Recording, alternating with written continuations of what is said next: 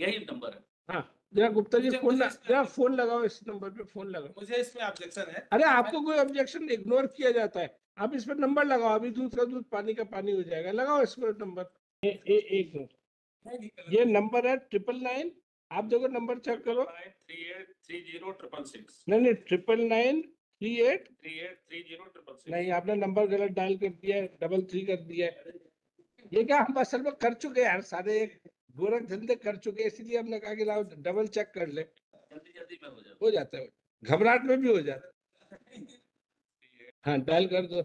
ये आ ही रहा है, उसका नंबर ही आ रहा है, शंकर गुप्ता। लाओ स्पीकर लाओ, हमें दे दो, लाओ इधर। जितनी जितनी मर्दांगिनी दिखानी पड़ती है ना, हम छोटे कर्मचारी पे दिखाते हैं, क्लास 3 क्लास 4, हम वरिष्ठ अधिकारी पे कभी नहीं वो दिखाते।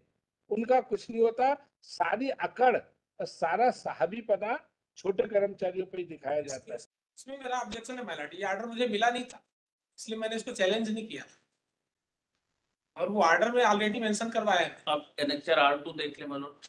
इन्होंने एक बैक डेट पे ऑर्डर बनाया और मुझे रिलीव कर दिया।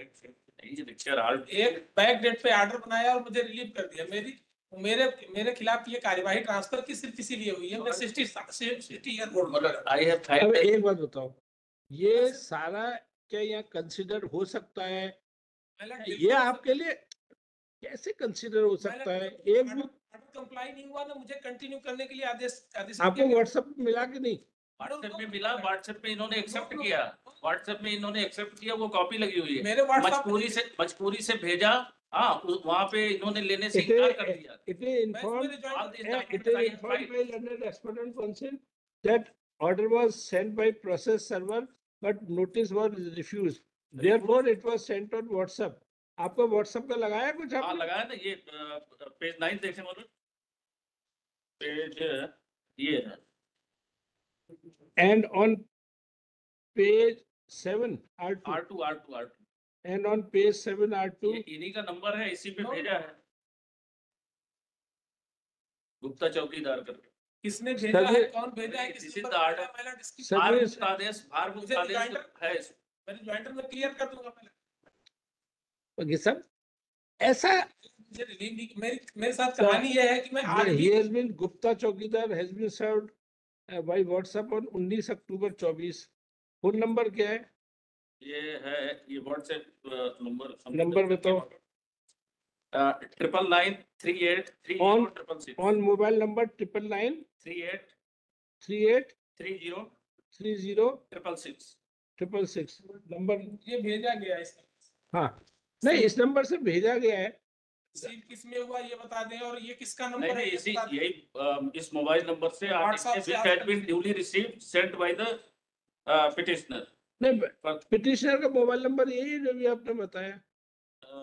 Relieving order has been sent to the petitioner by WhatsApp in his mobile number. हाँ वो नंबर जो बताया, ये लिखा है ना, पैरा 4 में हमने लिखा है, यही नंबर है। हाँ जरा गुप्ता जी जरा फोन लगाओ, इस नंबर पे फोन लगाओ। मुझे इसमें ऑब्जेक्शन है। अरे आपको कोई ऑब्जेक्शन इग्नोर किया जाता है, आप इस पर नंबर लगाओ, अभी दूध का दूध पानी का पानी हो जाएगा। लगाओ इस पर नंबर।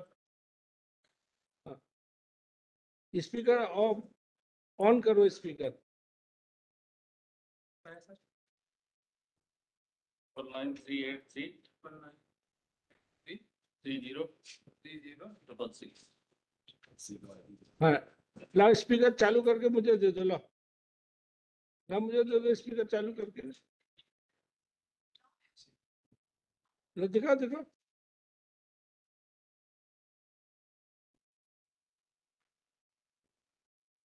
ये तो नंबर नहीं एक मिनट, ये नंबर है 999, आप देखो नंबर चेक करो। 3830 नहीं 99938 नहीं, आपने नंबर गलत डायल कर दिया है, 33 कर दिया है। ये क्या हम असल में कर चुके हैं यार, सारे गोरख धंधे कर चुके हैं, इसलिए हमने कहा कि लाओ डबल चेक कर ले। हाँ फिर से सही नंबर डायल करो। जल्दी में हो जाता है, घबराहट में भी हो जाता है।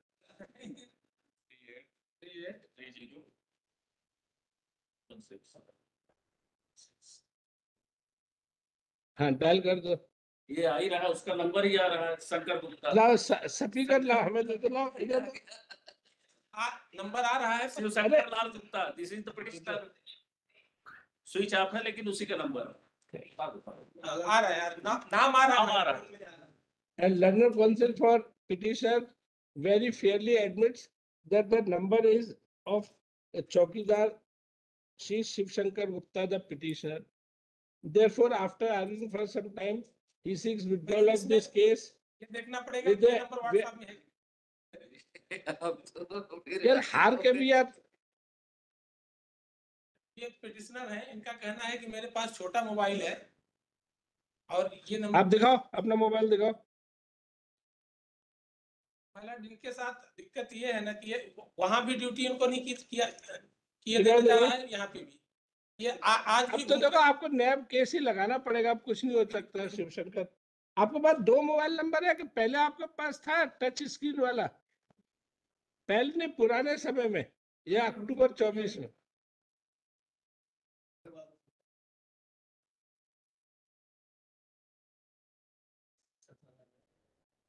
जिनकी बाइक की तबीयत खराब रहती है इस कारण से, क्योंकि दूसरे जिला में इनका ट्रांसफर किया गया था, आर्डर ही गलत है, आर्डर में भी करेक्शन नहीं किया गया, उसको सतना जिला माना गया जबकि वो मैहर जिला में, तो बिना करेक्शन ये किया चालू करो, अपना फोन चालू करो। कई समस्याएं हैं इस आर्डर में, कई गलतियां हैं। तुम क्योंकि अभी अपने वकील साहब को फोन लगाओ, इस नंबर से फोन लगाओ, चालू करो अभी। इसमें व्हाट्सएप का जो प्रिंट हमने वो किया है, ऊपर आ रहा है गुप्ता चौकीदार। नहीं, एक्चुअली चूंकि है इसीलिए मैं कह रहा हूँ ना। सर्विस करता था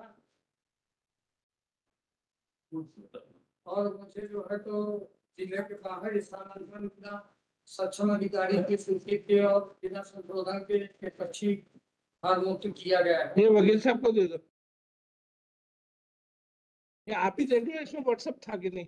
अगर होगा तो इसके वो होगा ना, व्हाट्सएप वाले उसमें सर्च कर लो ये नंबर व्हाट्सएप पे भी है कि नहीं।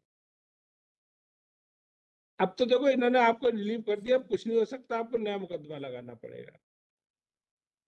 एक बात समझो, आप सरकार के खिलाफ लड़ रहे हो और रिप्रेजेंटेशन में उसमें लिखा था कि हमने गुण दोष पे कुछ नहीं कहा। ऑनरेबल वर्मा साहब ने ये कहा कि हमने गुण दोष पे। आप इनसे लड़के ऐसे कोई रिलीफ नहीं पा पाओगे। सपोज ये कर भी देंगे, 1 महीने बाद ये दोबारा नहीं कैंसिल कर सकते आपका। तो हम देख तो ले कि किस सोने के हिरन के पीछे भाग रहे हैं।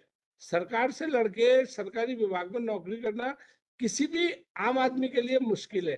और आप चूंकि ग्रुप डी के कर्मचारी हो, अब वो रिलीव कर चुके, आप ज्यादा ये करोगे वो फिर 4 दिन बाद उठा के कर देंगे, फिर क्या करोगे? बिल्कुल करने, एक बार ऑर्डर देख लिया जाए। ऑर्डर देख लिया, जिला लिखा है वो जिला सतना लिखा है, जबकि वो मैहर जिला है। बिना ऑर्डर में सुधार किए आप यार उस समय सतना था ना, मैहर तो बाद में हो गया। अभी का ऑर्डर है 2024 का, मैहर से पहले 2024 का ऑर्डर, माइनस 16/10/2024 का ऑर्डर। पहले वो सतना में ही आता था, नहीं, मैहर में आने। मैं एफिडेविट दे दूंगा इस विषय का, 16/10/2024 में वो मैहर था ना, उसमें ऑर्डर में करेक्शन किया, आप रिलीव कैसे कर सकते हो? 2 दिन बाद आप रिलीव कर दो पायलट, उसका भी मैं रिजॉइंडर में दूंगा। अधिकारी ने इनके साथ मारपीट किया। अच्छा एक बात बता दो, जब आपने पिटीशन फाइल किया आपने खुद डिस्ट्रिक्ट सतना लिखा है? आपने खुद सतना में डिस्ट्रिक्ट, तो है ये, पोस्ट पे कर रहा था। आप खुद डिस्ट्रिक्ट सतना हो, आपने मैहर खुद नहीं लिखा? नहीं, क्योंकि उस ऑर्डर में लिखा था मैंने डिफॉल्ट आ जाता, इस कारण से। अब ये फिर वही मतलब, वो अगर सतना लिखे तो गलत है, आप नहीं, सतना लिख दो तो सही है। नहीं डेट पिटीशन में सतना लिखा है, नहीं मैहर लिखा है मैंने। पहला पेज देखो। पैरा 5 में मेरी अरे आपका जो पिटीशन है कंटेम्प्ट केस, पहला पैरा देखो। ग्राम माधवगढ़, तहसील रघुराज नगर, डिस्ट्रिक्ट सतना। हाँ, तो माधवगढ़ तो सतना में, मैलट जहां मेरा ट्रांसफर हुआ था रामनगर में, वो न्यू रामनगर, वो मैहर। ये सब यार, माधवगढ़ में तो हम पोस्टेड ये सब फालतू की बात है। मैंने वो ट्रांसफर पॉलिसी में लिखा है ना, ग्रेड 4 के कर्मचारी को आप आउट ऑफ डिस्ट्रिक्ट नहीं कर सकते। यही सब कोर्ट ने तो इनको बोला था कि आप देख लीजिए, और फिर इनका इसके बाद ये खारिज अभी तुम आजकल काम कर रहे हो कि नहीं कर रहे हो? नो नो माय लॉर्ड, तो काम करने ही नहीं दिया। काम किया जा रहा है। नहीं यहाँ ना वहाँ से वंचित किए। तो फिर तुम्हें वैसे भी एक वेतन के लिए फिर एक रिट पिटीशन लगाओगे। तुम्हारा इसमें क्या क्या सुधार होगा? अरे आपको तो सुनो, आपका रोजी रोटी कैसे चल रही है? तनख्वाह नहीं मिल रही ना, काय की दुकान लगाई फिर? तो दुकान भी नहीं लगा रहे, फिर घर का खर्चा कैसे चल रहा है? इसी तरह हमें पहले भी कराने में साहब हमको 6 महीने अरे भाई, अभी कितने कितने साल से तनख्वाह नहीं मिल रही है आपकी? वही ट्रांसफर डेट ये आपके 19 अक्टूबर 2024 तो आपके 4-5 महीने से तनख्वाह, आपके चेहरे पर कोई शिकन नहीं लग रही है? आपके चेहरे पर कोई रंज ही नहीं लग रहा, जैसे आप खुश हो तनख्वाह नहीं मिल रही है। जाके ज्वाइन कर लो भाई, फिर बाद में दोबारा लगा देना। जाके ज्वाइन कर लो, फिर एक बार देखो, बात सुनो। जैसे आपका गुरूर है या अहम आपके आड़े आ रहा है, अफसर का भी एक गुरूर और अहम होता है कि देखो हमने ये ट्रांसफर कर दिया, लेकिन ये आदमी कोई नहीं, विभाग में ऐसी छवि नहीं होनी चाहिए। आपकी बात में ये होनी चाहिए। सुनो, हमारे जज लोगों का भी तबादला होता है, जैसे डिस्ट्रिक्ट जज लेवल पे, उन सबसे जिसमें हम भी रह चुके हैं, एक ही बात कही जाती है, आपको अगर ट्रांसफर से कोई गिला शिकवा है, आप पहले जाइए, ज्वाइन करिए, और फिर रिप्रेजेंटेशन हुई। तो ये सब विभागों का फंडामेंटल रूल है। आप जहां जा रहे हो, कोई तकलीफ आप दोबारा कर दो। अब ये 84 में हूँ, मुझे चौकीदार में काम के लिए कर रहे हैं, और चौकीदार से 18 घंटे काम लिया जाता है। मेरी पत्नी ब्रेन हेमरेज और लकवा से पीड़ित है, पैर फ्रैक्चर। एक बात बताओ, चौकीदार से 18 घंटे कैसे काम किया जाता है? आप उसका भी रिप्रेजेंटेशन कर दो ना, कि भाई हमें, अब देखिए असलियत क्या आ रही है, मुझे ट्रांसफर से कोई गिला शिकवा नहीं है, मुझे चौकीदार से। अब ये और बात बता दें, ये भी एक पनिशमेंट होता है कि जो चपरासी दिन में परेशानी ज्यादा करता है, उसे चौकीदार लगा देते हैं। तो वो भी चौकीदार भी, कई केस ऐसे ही आए कि जाके दारू पी के सो जाता है, बस रात को दरवाजे अंदर बंद करके सो जाता है। लिखा है, इसीलिए आर्डर गलत है। इसमें ये है अध्यक्ष पद पे इनको चौकीदार लिख के इनका ट्रांसफर कर दिया जाता है। नहीं, बस सुनिए, दोनों इक्विवेलेंट पोस्ट है, चौकीदार और दोनों एक ही कार्डर में रहते हैं, अलग अलग नहीं। अनलेस किसी विभाग ने चपरासी का अलग कार्डर बनाया हुआ है, चौकीदार के लिए अलग रूल्स है, वरना कार्डर एक है, दोनों को तनख्वाह बराबर मिलती है, और ये सब चेंज होते रहते हैं। ठीक है मैडम, मेरा बस इतना सा कहना है कि ये रिप्रेजेंटेशन अपर सचिव को डायरेक्शन हुआ था, वो डिसाइड कर दें, क्योंकि इनकी जो जिन्होंने डिसाइड किया है वो मेला फाइडली डिसाइड किया है। उसका कारण ये है मैडम, मैं रिजॉइंडर नहीं पेश कर पाया हूँ। इनके साथ मारपीट हुई थी, जिसकी शिकायत इन्होंने की थी, और कंप्लेन केस फाइल किया अपने नगर परिषद में। ये कंप्लेन केस में कोर्ट ने संज्ञान लिया है। नहीं, देखिए, इसमें रिट कोर्ट के ऑर्डर में कहीं नहीं लिखा था कि कोर्ट डिसाइड करेगा। कॉम्पिटेंट अथॉरिटी को लिखा है, बस कॉम्पिटेंट अथॉरिटी वही है माइलर, आप जिन्होंने ट्रांसफर किया। पूरा सर्विस जुडिस्प्रूडेंस इन्हीं के केस में डिसाइड करवाओगे आप, कौन कॉम्पिटेंट अथॉरिटी है, फलाना। दो दिन बाद रिलीव किया जा रहा है। ये और वो भी इसकी लिबर्टी ले लें, इसको चैलेंज कर दें। ये इवन देखिए, हम सब आपके ये जो चौकी, आप बोल रहे हैं, ये एक बात सब- बताओ, आप इनके चौकीदार के साथ हो कि नहीं? हाँ कि ना? मैं भी इसके साथ हूँ, लेकिन सवाल ये है, ये कह रहा कि जो वकील साहब दवाई खिलाएंगे वही खाएंगे। हम लोग जो दवाई बता रहे हैं, तैयारी नहीं है उस दवाई को खाने, ठीक कैसे होगा ये? आप नया पिटीशन लगा लो, उसमें आपको फायदा है, इसमें आपको रिलीफ नहीं मिल सकती, इतनी सब इंक्वायरी नहीं होती है, इसमें हम जानबूझ के अवहेलना का दोषी नहीं पा सकते। देखो, अगर अगर हो सके तो एक लाइन जोड़ दीजिए इनको वहां पे ज्वाइन करने क्या के मिला लिए, मैडम? ज्वाइन कर लेंगे, जिससे इनकी सर्विसेज तो कम से कम ब्रेक ना हो, वहां पे भी ज्वाइन नहीं कराया जाना। हाँ, withdrawal of this petition with the liberty to challenge the relieving order by a separate petition। ठीक है,